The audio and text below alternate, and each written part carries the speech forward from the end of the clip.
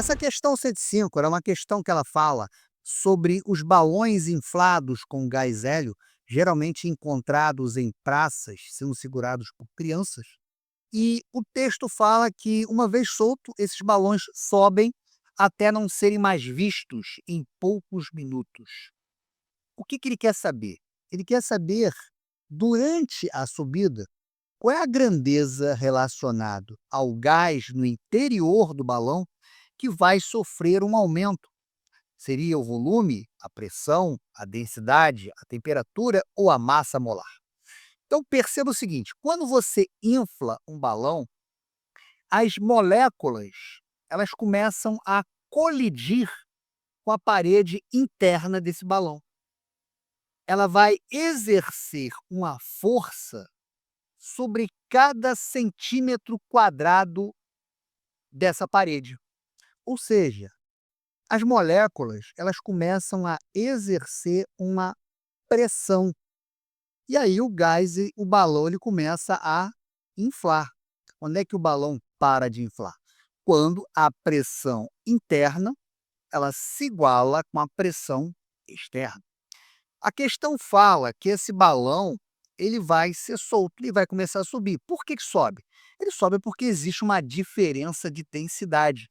A densidade do gás hélio, ele é inferior, ele é menor que o gás que envolve esse balão. Então, devido a essa diferença de densidade, como o gás hélio tem uma densidade menor, esse balão ele começa a subir. Só que, ao ganhar altitude, a pressão externa ela começa a diminuir. E a pressão externa diminuindo, o balão ele começa a inflar.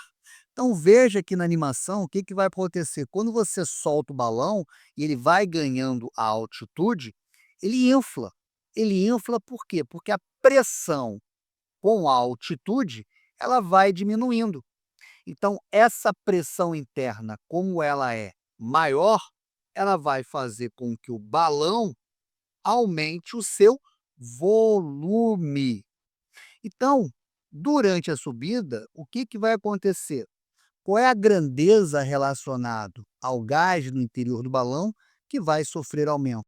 Letra A, o volume. Né? O volume aumenta porque o gás se expande devido à diminuição da pressão com a altitude. Letra B, a pressão ela aumenta? Errado. Vamos riscar aqui a letra B. Por que está errado? Porque a pressão do gás dentro tende a ficar próxima à externa, que diminui com a altitude, ou seja, a pressão externa vai diminuindo, a pressão interna tende a acompanhar, ela vai diminuindo também. Então, devido a essa diminuição de pressão, é que o balão ele infla.